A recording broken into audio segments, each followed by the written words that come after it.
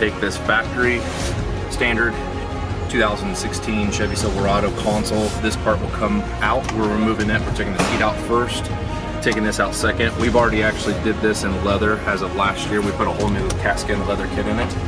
We're going to be taking this out, and we're going to be doing an LTZ full console that goes all the way up to the dash.